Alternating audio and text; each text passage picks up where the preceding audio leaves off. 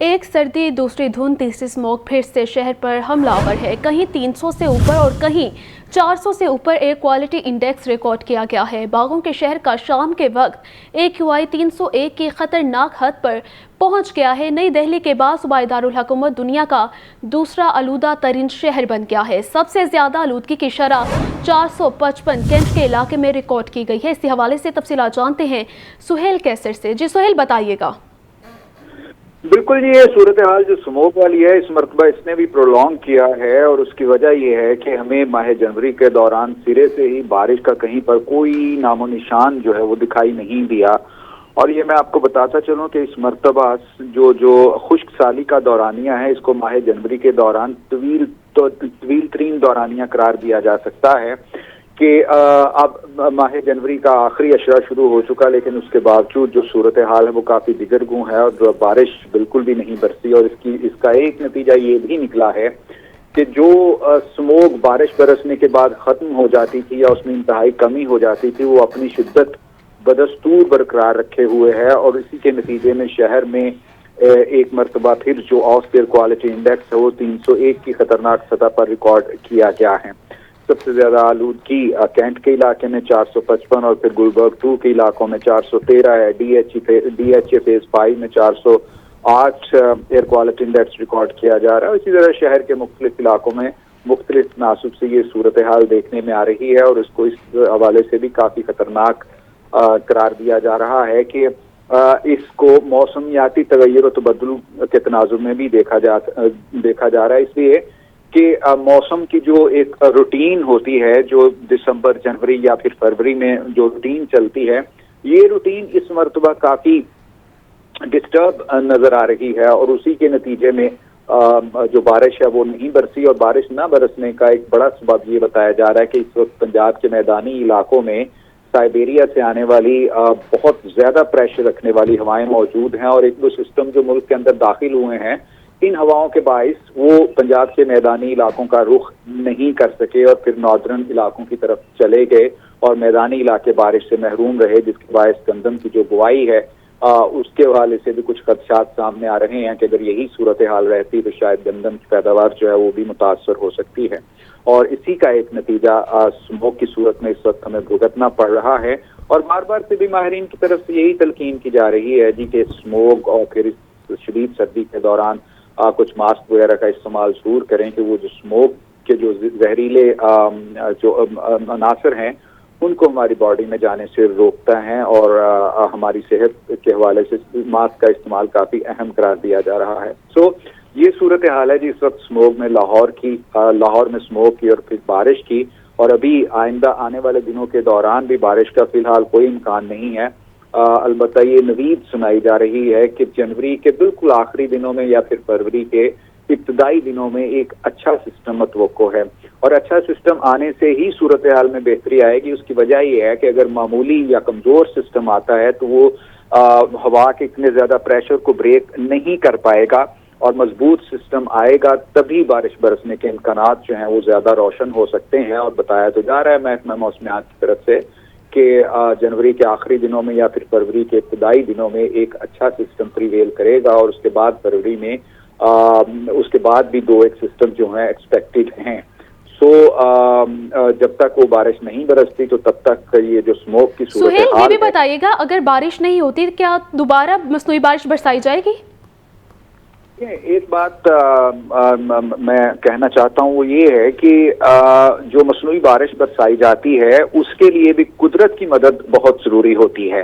کہ اگر کچھ ایسے بادل آئیں جن میں پانی موجود ہو، اور محکمہ موسمیات پھر ان کی نشاندہی کرتا ہے کہ ان بادلوں میں ممکنہ طور پر پانی موجود ہو سکتا ہے۔ جی ٹھیک ہے سہیل، آپ ہمارے ساتھ ہی موجود رہے گا۔ عمران اکبر ہمارے ساتھ موجود ہے، ان کی طرف بڑھتے ہیں۔ جی عمران، بتائیے گا، ایک طرف سموگ کا واویلا مچایا جا رہا ہے تو دوسری جانب گاڑیوں اور فیکٹریوں سے نکلتا ہوا دھواں، کیا کہیں گے آپ؟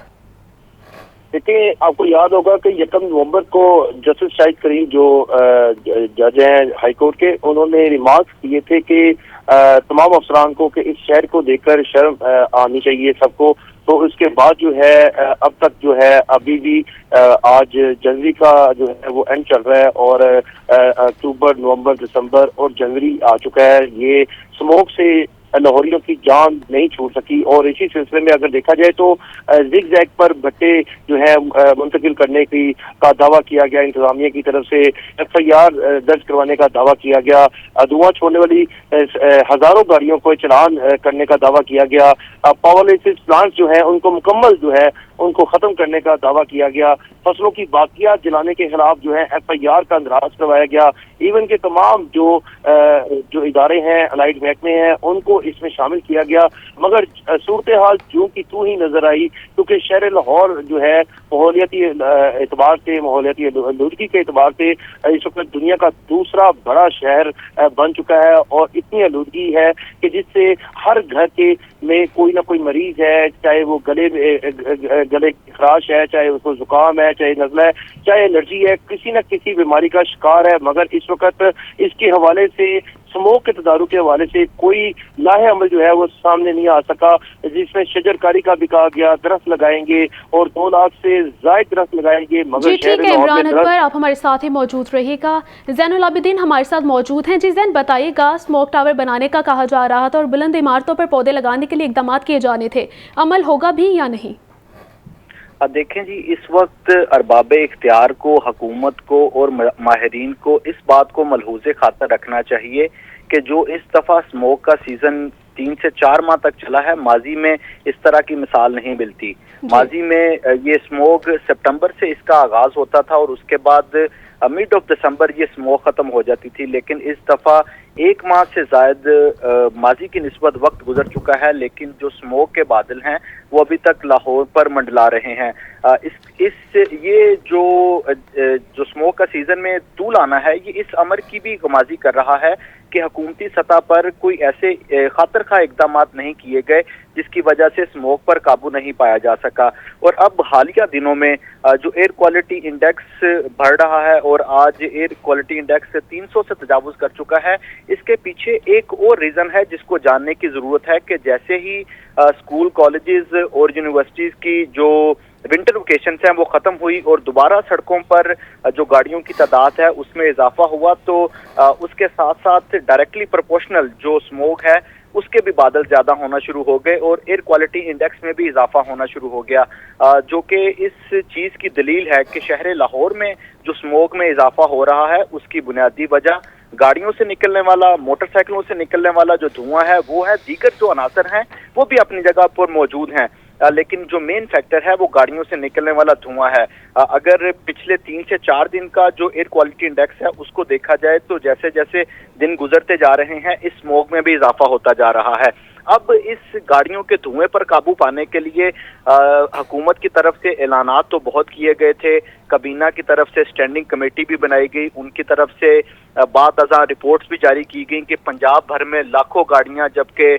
शहर लाहौर में हज़ारों गाड़ियां हैं जिनके चलान कर दिए गए, उनको मुतलका थानों में बंद करवा दिया गया। लेकिन जब उसका जो एंड रिजल्ट है वो सामने नहीं आ रहा तो उसके बाद अवाम के जहनों में भी ये चीज़ आ रही है कि शायद ये जितनी भी कार्रवाई की गई ये सिर्फ दिखावे के लिए कार्रवाई थी, क्योंकि एयर क्वालिटी इंडेक्स में और लाहौर की फिजा जो अभी तक आलूदा है। इस सिलसिले में प्लान ये बनाया गया था कि लाहौर की सड़कों पर इलेक्ट्रिक बसें, इलेक्ट्रिक गाड़ियां और इलेक्ट्रिक मोटरसाइकिलें नजर आएंगी। हुकूमत की तरफ से इस अमर का ऐलान कर दिया गया कि इलेक्ट्रिक बाइक्स 10,000 इलेक्ट्रिक बाइक्स दी जाएंगी। उसके बाद 1 फरवरी का ऐलान कर दिया गया। अभी 1 फरवरी आने में वक्त है, तो इसका मतलब है कि अभी लाहौर की सड़कों पे इलेक्ट्रिक बाइक्स नजर नहीं आएंगी। 1 साल से निगरान पंजाब हुकूमत की जानिब से ऐलानात किए जा रहे हैं कि लाहौर की सड़कों पर इको फ्रेंडली और जो एनवायरनमेंट फ्रेंडली इलेक्ट्रिक बसें हैं वो लाई जाएंगी ताकि जो स्मोक में कमी आ सके,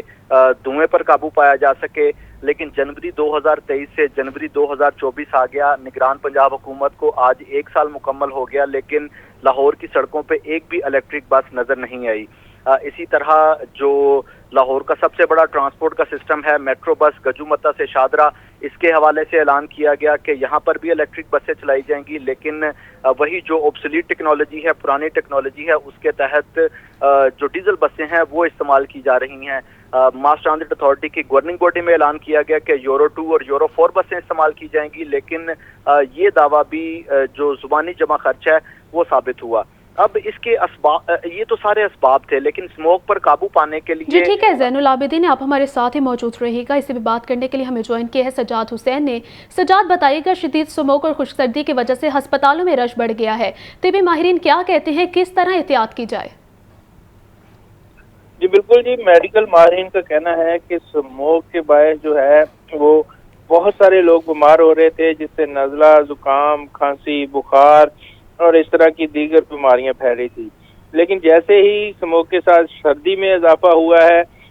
اس کے اندر بڑی تعداد جو ہے لوگوں کی نمونیا میں مبتلا ہونے لگی ہے، اور نمونیا میں مبتلا ہونے کے بعد جو ہے وہ روزانہ کی بنیاد پر پنجاب کے اندر بچے، بڑے، بوڑھے جو ہے وہ نمونیا کے باعث جو ہے وہ جاں بحق ہو رہے ہیں۔